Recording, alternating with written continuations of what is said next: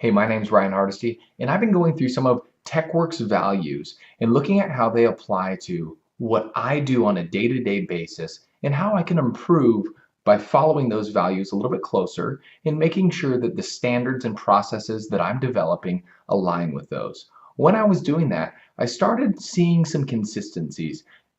In particular, I found one value that stood out more prominent than the other ones as something that needed to be a critical part of every decision that I was making. That value is trust. Trust is defined as the firm belief in the reliability, truth, ability, or strength of someone or something. Trust is critical in every single portion of our life. Our employer must trust us, and we have to trust them for the employee-employer relationship to be most effective. Our customers have to trust us to do the job that they've hired us to do. Our friends and family have to be able to trust us for that relationship to maintain. Trust is the fabric of every single relationship that we have. Now, trust is something that is hard to understand how it's built. It feels like it's something that is just established over a long period of time and it happens kind of naturally. But when you start looking at the components of those relationships and what's happening in them, it's really when an expectation is established and consistently met by an individual or individuals involved in that relationship. Now, if we look at trust outside of the interpersonal relationship and we look at it in the business and customer relationship world, you can see the brands that have the highest level of trust are the ones that consistently meet the expectations that they've set. And that's the important thing to look at is the expectations that they have set. The standard that they set for themselves, as long as they consistently meet their own standard, people will trust them. So we see that with McDonald's, right? If you're traveling overseas and you see a McDonald's, you trust that that brand will deliver you the product, the quality of product that you expect because they consistently meet their own expectations. It's not a high level of quality, but it's a consistent level of quality. If I'm in another state, another city, another country, I know that when I go to McDonald's, I will get a mediocre hamburger, but I know that the quality will be what I'm used to. Same thing with Starbucks. The cup of coffee, some people say it's great, some people say that it's not the best cup of coffee ever, but what it is it's consistent and it's exactly what you expect. When you walk into a Starbucks, you get what you expect, and that's why there is so much trust with that brand. Apple's the same way. Their products consistently meet the expectation of quality, of design, of usability that they have themselves set. And because they meet their own standards, their customers trust them. Now, when you fail to meet your own standards, that is when trust starts to decay. And trust is a very fragile thing, and it can be destroyed very, very quickly. So what can we learn about trust from this model of expectation versus execution? Well, one of the things that I saw in this is that the thing that set the expectation was the brand. The brand or the company set an expectation of what their customers can expect of them. They defined their values, their principles, and the quality of service that they were going to be able to produce consistently.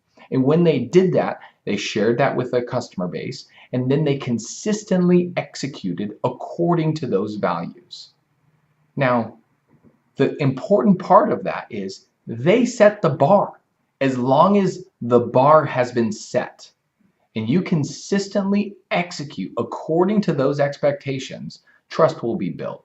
Now, how I see this playing out with our customers on projects is we have an awesome opportunity to set some expectations around our communication plan. Now, this is something that should be done in the beginning of the project, and it's just one area where we can start building some trust with the customer.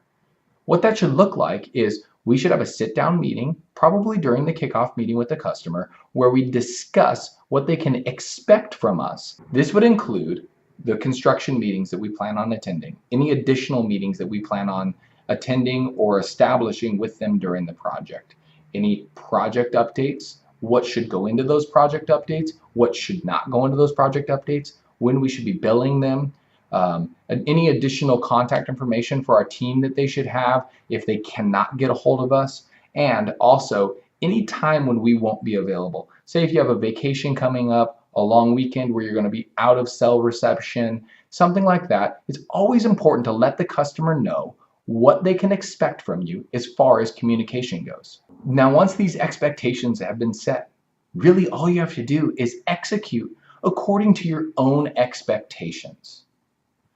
That will dramatically reduce the level of anxiety that your customer has during the process of installing their project.